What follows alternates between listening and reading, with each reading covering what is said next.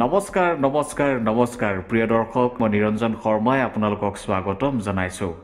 এইখিনিতে আপোনালোকলৈ মোৰ বিনম্ৰ অনুৰোধ, আপুনি যদি মোৰ চেনেলটোত নতুনকৈ আহিছে তেন্তে চেনেলটো ছাবস্ক্ৰাইব কৰি কাষত থকা বেল আইকনটো দবাই দিব, যাতে আপোনালোকে আমাৰ চেনেলত প্ৰকাশ কৰা নতুন নতুন ভিডিঅ'ৰ ন'টিফিকেশ্যন পাই থাকে আৰু চাই থাকে।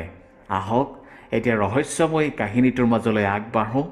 এদিন এগৰাকী মহিলা এছপিয়ে কনষ্টেবল এজনক ক'লে যে আজিৰ পৰা 7 দিন আগত যিমান আপত্তি পত্ৰ থানাত জমা হৈছে সকলো মোৰ কেবিনলৈ লৈ আহক।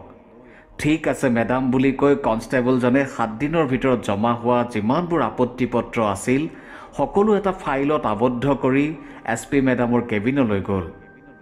এয়া মেডাম, ইয়াতে সকলো আপত্তি পত্ৰ আছে বুলি কৈ কনষ্টেবলজনে ফাইলটো মেডামৰ টেবুলত থলে। এছপি মেডামে ফাইলটো খুলি এখন এখনকৈ আপত্তি পত্ৰ চাবলৈ ধৰিলে আৰু তেওঁ দেখিলে যে ফাইলটোত থকা আপত্তি পত্ৰৰ আধাতকৈও বেছি আপত্তি পত্ৰ এখন গাঁৱৰ আছিল। আৰু সেই আপত্তি পত্ৰত এটা কথাই লিখা আছিল যে আমাৰ গাঁৱত ছোৱালীবোৰ গাভৰু হোৱাৰ পিছতে গৰ্ভৱতী হৈ পৰে। নাজানো ইয়াৰ কাৰণ কি। এই গাঁওখনৰ ছোৱালীবোৰৰ কাৰো লগত প্ৰেমৰ সম্বন্ধও নাই আৰু কাৰো বিয়াও হোৱা নাই। আমাৰ ঘৰলৈ তেনে কোনো সন্দেহজনক ব্যক্তিও নাহে, তথাপি ছোৱালীবোৰ গৰ্ভৱতী হৈ পৰে। আপত্তি পত্ৰসমূহ পঢ়ি মহিলা এছপিগৰাকী আচৰিত হৈ পৰে যে এনেকুৱা কেনেকৈ হ'ব পাৰে। এয়াতো অতি সাধাৰণ কথা। নাৰীৰ যদি কোনো পুৰুষৰ লগত সম্বন্ধই নাথাকে তেন্তে কেনেকৈ গৰ্ভৱতী হ'ব। এই সকলো কথা চিন্তা কৰি এছপি মেডামে এটা ডাঙৰ মিছন সাজু কৰে আৰু সেই বিশেষ গাঁওখনলৈ গৈ বিষয়টোৰ তদন্ত আৰম্ভ কৰে। প্ৰকৃততে গাঁৱৰ গাভৰু ছোৱালীবোৰ গৰ্ভৱতী হোৱাৰ আঁৰত কি ৰহস্য লুকাই আছে। বিষ্ণুপুৰ নামৰ গাঁও এখনত গাভৰু ছোৱালীবোৰ কোনো কাৰণ নোহোৱাকৈ গৰ্ভৱতী হৈ পৰিছিল। এই কথাটোৱে গাঁওবাসীক যথেষ্ট চিন্তাত পেলাইছিল। গাঁৱৰ প্ৰত্যেক ঘৰ মানুহে নিজৰ নিজৰ ছোৱালীৰ ওপৰত চোকা দৃষ্টি ৰাখিছিল, কাৰণ তেওঁলোকে ভয় কৰিছিল যে গাভৰু হোৱাৰ লগে লগে তেওঁলোকৰ ছোৱালীও গৰ্ভৱতী হৈ পৰিব। সেয়েহে গাঁওবাসীয়ে ছোৱালীবোৰক অকলে ক'তো যাবলৈ দিয়া নাছিল আৰু কোনো অন্য পুৰুষক ঘৰলৈ আহিবলৈও দিয়া নাছিল। তথাপি তাৰ মাজতে এদিন এজনী ছোৱালীয়ে পেটত বিষ অনুভৱ কৰে। লগে লগে গৃহস্থই ছোৱালীজনীক ডক্টৰৰ ওচৰলৈ লৈ যায়। ডক্টৰে পৰীক্ষা নিৰীক্ষা কৰি ক'লে যে ছোৱালীজনী গৰ্ভৱতী। ডক্টৰৰ কথা শুনি ছোৱালীজনীৰ পিতৃ মোহনলাল বৰ চিন্তাত পৰিল। মোহনলালে ভাবিবলৈ ধৰিলে যে মইতো প্ৰতি সময়তে মোৰ ছোৱালীৰ লগত থাকোঁ, তেন্তে এই কথা কেনেকৈ সম্ভৱ হ'ল। মোহনলালে নিজৰ ছোৱালীক সুধিলে, মাজনী, তুমি কাৰোবাক পচন্দ কৰা নেকি? তোমাৰ কাৰোবাৰ লগত প্ৰেম হৈছে নেকি? তেতিয়া ছোৱালীজনীয়ে কান্দি কান্দি উত্তৰ দিলে, দেউতা, এনেকুৱা একো কথা নাই। আৰু আপুনিতো জানেই যে আমাৰ গাঁৱৰ প্ৰায় ছোৱালী গাভৰু হোৱাৰ লগে লগে গৰ্ভৱতী হৈ পৰে, কিন্তু কোনেও কাৰো লগত প্ৰেম নকৰে, হলিগলি নকৰে। জীয়েকৰ কথা শুনি মোহনলালে বুজিব পৰা নাছিল যে এয়া কেনেকৈ হৈ আছে।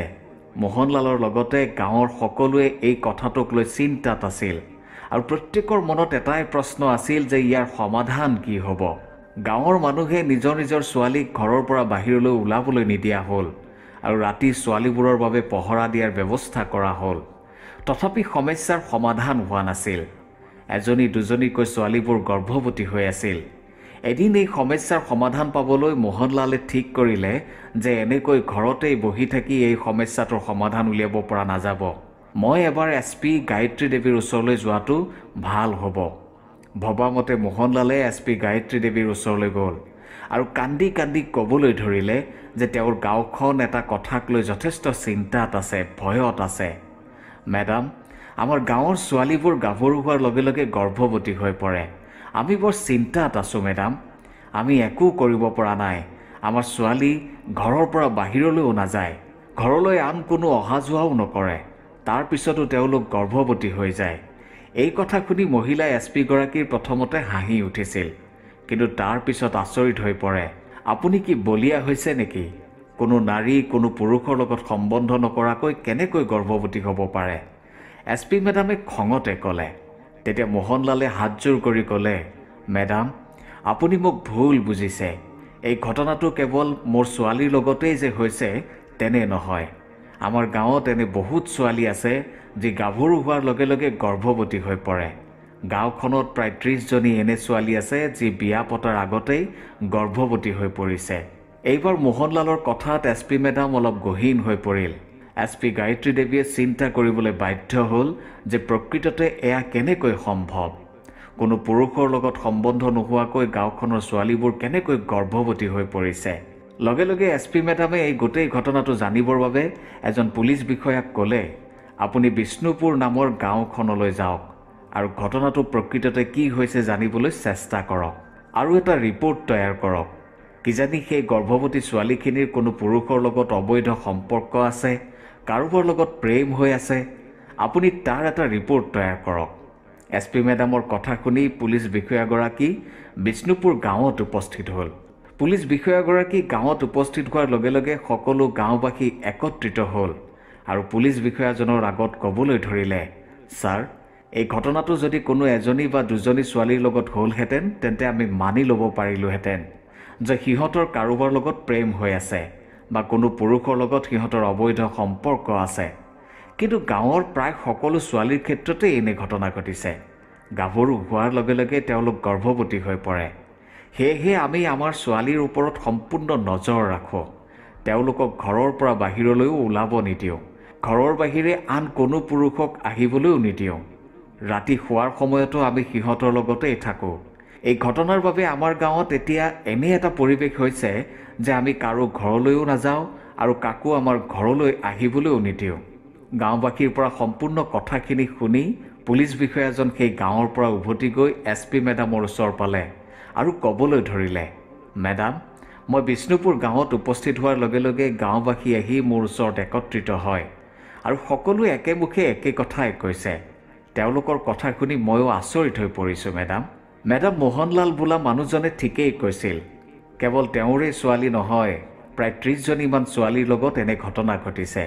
পুলিচ বিষয়াজনৰ কথা শুনি SP মেডাম গায়ত্ৰী দেৱীৰ মগজুৱেও এক প্ৰকাৰ কাম কৰা বন্ধ কৰিছিল।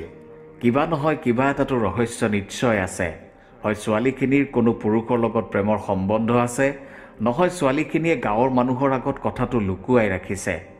ঠিক আছে, এই ঘটনাটোৰ তদন্ত এইবাৰ মই নিজেই কৰিম। এই বুলি কৈ গায়ত্ৰী দেৱীয়ে নিজৰ ৰূপ সলনি কৰিলে আৰু এগৰাকী ভিক্ষাৰীৰ বেশ ধাৰণ কৰিলে। এগৰাকী ভিক্ষাৰীৰ বেশত মহিলা SP গায়ত্ৰী দেৱী বিষ্ণুপুৰ নামৰ গাঁওখনত উপস্থিত হ'ল। দিনৰ দিনটো ইফালে সিফালে ঘূৰি পকি সন্ধিয়া সেই ব্যক্তিগৰাকীৰ ওচৰলৈ যায় যিগৰাকী ব্যক্তিয়ে আপত্তি পত্ৰ লৈ তেওঁৰ ওচৰলৈ গৈছিল। SP মেডামে মোহনলালক ক'লে, মহাশয়, আজি ৰাতিটো কটাবলৈ আপোনাৰ ঘৰত অলপ ঠাই পাম নেকি? এতিয়া সন্ধিয়াও হ'ল আৰু মোৰ ঘৰো ইয়াৰ পৰা বহু দূৰত, বহু ৰাতি হৈ যাব। তেতিয়া মোহনলালে ক'লে, ঠিক আছে, তুমিতো মহিলা, যদি কোনোবা পুৰুষ হ'লহেঁতেন তেতিয়া মই কেতিয়াও মোৰ ঘৰত আশ্ৰয় নিদিলোহেঁতেন, কাৰণ আমি বৰ চিন্তাত আছোঁ। নাজানো আমাৰ লগতে এনে কিয় হৈ আছে। তেতিয়া ভিক্ষাৰীৰ বেশত থকা SP গায়ত্ৰী দেৱীয়ে ক'লে, কোনো কথা নাই মহাশয়, মইতো আপোনাৰ ছোৱালীৰ নিচিনা, আপোনাৰ পৰা মোৰ কোনো ভয় নাই। তেতিয়া মোহনলালে SP মেডামক ঘৰলৈ মাতি নিলে আৰু এটা স্থানত এখন বিচনা দেখুৱাই ক'লে, তুমি ইয়াতেই আৰাম কৰা, তোমাক যি বস্তুৰ প্ৰয়োজন হ'ব আমি তোমাক ইয়াতেই যোগান ধৰিম। কিছু সময় পিছত মোহনলালে ৰুটি ভাজি আদি হাতত লৈ ভিক্ষাৰী SP গায়ত্ৰী দেৱীক দিয়ে। গায়ত্ৰী দেৱীয়ে খোৱা বোৱা কৰি সেই বিচনাতে শুই পৰে। আনফালে মোহনলালে নিজৰ ছোৱালীকেইজনীক লগত লৈ নিজৰ কোঠাৰ ভিতৰলৈ গ'ল। তেতিয়া ৰাতি প্ৰায় 1 বাজিছিল। গাঁৱৰ সকলো শুই আছিল। SP মেডাম গায়ত্ৰী দেৱীয়ে শোৱাৰ পৰা উঠি গাঁওখনৰ অলিয়ে গলিয়ে ঘূৰিবলৈ ধৰিলে। তেওঁ এয়াই চাব বিচাৰিছিল যে ৰাতি কোনো ব্যক্তি এই গাঁওখনলৈ আহে নেকি। এনেকৈ ঘূৰি ফুৰি থাকোঁতে SP গায়ত্ৰী দেৱীয়ে দেখিলে গাঁওখনৰ এটা মূৰত এটা জাৰণি আছে আৰু এই জাৰণিটোৰ পিছফালে এটা পৰিত্যক্ত ডাঙৰ ঘৰ আছে। সেই ঘৰটোত কোনো অহা যোৱা কৰাৰ চিন নাছিল। তেতিয়া গায়ত্ৰী দেৱীয়ে দেখিলে যে দুজন মদাহী সেই ঘৰটোৰ পৰা ওলাই আহি আছে। দুয়োজনে ঠিকমতে খোজ কাঢ়িবই পৰা নাছিল। আহি আহি যুৱক দুজনৰ এজনে এটা ঘৰৰ কেম্পাছত প্ৰৱেশ কৰি মেইন গেটখন খুলি আনজনক ঘৰটোত প্ৰৱেশ কৰিবলৈ ইংগিত দিলে। তাৰ পিছত দুয়ো ঘৰটোৰ ভিতৰত প্ৰৱেশ কৰে। এনেদৰে প্ৰায় আধা ঘণ্টামান পিছত দুয়ো যেতিয়া ঘৰটোৰ পৰা বাহিৰলৈ ওলাই আহে তেতিয়া ভিক্ষাৰীৰ বেশত থকা SP গায়ত্ৰী দেৱীয়ে মোনাখনত লৈ ফুৰা ৰিভলভাৰটো উলিয়াই দুয়োকো উদ্দেশ্যি ক'লে, য'তেই আছ তাতেই থাক, এখোজো লৰচৰ নকৰিবি, নহ'লে পৰিণাম বেয়া হ'ব। আৰু এই ৰাতিখন তহঁতে এই ঘৰটোত কিয় সোমাইছিলি আৰু এতিয়া কিয় ওলাই আহিছ? যুৱক দুজনে ৰিভলভাৰটো দেখি প্ৰথমতে ভয় খাইছিল, কিন্তু যেতিয়া দেখিলে এজনী দেখোন এগৰাকী ভিক্ষাৰী, তেতিয়া ক'বলৈ ধৰিলে যে তইহে আমাৰ ৰাস্তাৰ পৰা আঁতৰি যা, নহ'লে তোৰহে পৰিণাম ভয়ানক হ'ব। যুৱক দুজনৰ ওচৰত কোনো মাৰণাস্ত্ৰ নাছিল, তথাপি সিহঁতে SP মেডামক ভয় দেখুৱাবলৈ এনে কথা কৈছিল। তেতিয়া SP মেডামে নিজৰ ৰিভলভাৰটোৰে যুৱক দুজনৰ ভৰিৰ ওচৰত গুলিয়াই দিয়ে। সঁচা গুলীৰ শব্দ শুনি যুৱক দুজনে ভয়তে লৰচৰ নকৰিলে। আনফালে ৰাতি গুলীৰ শব্দ শুনি গাঁৱৰ ৰাইজ সাৰ পায় আৰু সকলো সেই স্থানত একত্ৰিত হয়। গাঁওবাসীৰ মাজত মোহনলালো তাত উপস্থিত আছিল। মোহনলালে দেখিলে যে এয়া দেখোন SP মেডাম, যি ৰাতি মোৰ ঘৰত আশ্ৰয় লৈ আছিল। SP গায়ত্ৰী দেৱীয়ে লগে লগে থানালৈ ফোন কৰে আৰু কিছু সময় পিছতে তাত পুলিচ বাহিনী আহি উপস্থিত হয়। পুলিচে যুৱক দুজনক গ্ৰেপ্তাৰ কৰিলে আৰু পুলিচৰ গাড়ীত উঠাই থানালৈ লৈ গ'ল। SP মেডামে গাঁওবাসীক ক'লে যে আপোনালোকে এতিয়া চিন্তা নকৰিব, মই প্ৰকৃততে কোনো ভিক্ষাৰী নহয়। আপোনালোকে জনোৱা আপত্তিৰ আধাৰত মই নিজেই এই বিষয়টোৰ তদন্ত হাতত লৈছিলোঁ।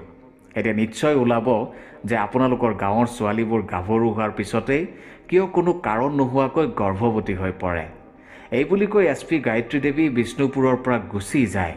আনফালে পুলিচে ৰাতি দুয়োজনকে থানাৰ লকাপতে সোমাই থয়। পিছদিনা SP মেডাম গায়ত্ৰী দেৱীয়ে থানাত উপস্থিত হৈ যুৱক দুজনৰ ওচৰলৈ যায় আৰু তেওঁলোকৰ পৰা সকলো কথা জানিব বিচাৰে। প্ৰথমতে তেওঁলোকে একো কোৱা নাছিল, কিন্তু লকাপত পুলিচৰ মাৰ সহ্য কৰিব নোৱাৰি ক'বলৈ ধৰিলে, মেডাম, আচলতে আমি দুয়ো বিষ্ণুপুৰ গাঁওখনৰ সেই পৰিত্যক্ত ঘৰটোতেই থাকোঁ। তালৈ কোনো মানুহ আহ যাহ নকৰে। আমি দিনৰ ভাগত ঠেলাত গাঁৱে গাঁৱে শাক পাচলি বিক্ৰী কৰোঁ আৰু ৰাতি আন্ধাৰৰ সুযোগ লৈ আমি সেই ঘৰটোত প্ৰৱেশ কৰোঁ। তাৰপিছত খোৱা বোৱা কৰি গভীৰ নিশা আমি দুয়ো ওলাই আহোঁ আৰু মানুহৰ ঘৰত সোমাই প্ৰথমে যি যি বস্তু চুৰ কৰিব পাৰোঁ চুৰ কৰোঁ। তাৰপিছত যদি কোনো ছোৱালী দেখোঁ তেন্তে হ'ব, পিছৰখিনি ক'ব নালাগে, কিন্তু তহঁতে এই ঘৃণনীয় কাম কোনেও গম নোপোৱাকৈ কেনেকৈ কৰ? তেতিয়া যুৱক দুজনে ক'লে, মেডাম, আমি আমাৰ হাতত এটা স্প্ৰে লৈ ফুৰোঁ।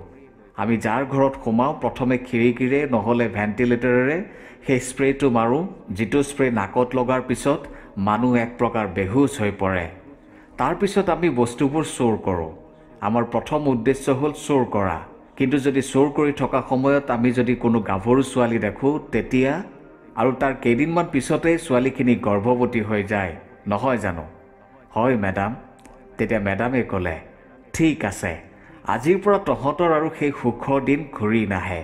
তহঁতৰ ঘৰ ক'ত? ক'ৰ পৰা আহিছ? মেডাম, আমাৰ ঘৰ এই গাঁওখনৰ পৰা অলপ দূৰত। যুৱক দুজনৰ পৰা সকলো কথা জনাৰ পিছত SP গায়ত্ৰী দেৱীয়ে ভাৰতীয় দণ্ডবিধি মতে সিহঁতৰ শাস্তিৰ বাবে আদালতত আবেদন জনায় আৰু ধাৰা 376ৰ অধীনত যুৱক দুজনক আজীৱন কাৰাদণ্ড দিয়া হয়। SP গায়ত্ৰী দেৱীয়ে যুৱক দুজনে কৰা এই কাণ্ডৰ আৰু অধিক জনাৰ বাবে বিভিন্ন অধ্যয়ন কৰে আৰু ডক্টৰৰ লগতো কথা পাতে। শেষত তেওঁ জানিব পাৰিলে যে এয়া প্ৰকৃততে এক মানসিক বিকাৰ, যাক পেৰাফিলিয়া বুলি কোৱা হয়, অৰ্থাৎ যিয়ে অস্বাভাৱিক পৰিস্থিতি বা কাৰ্যকলাপত শাৰীৰিক সম্বন্ধৰ লগত জড়িত হ'ব খোজে। প্ৰিয় দৰ্শক, এয়াই আছিল আজিৰ এই বিশেষ জ্ঞানবৰ্ধক কাহিনীটো শুনি আপুনি কেনেকুৱা পালে জনাবলৈ নিশ্চয় নাপাহৰিব। ধন্যবাদ।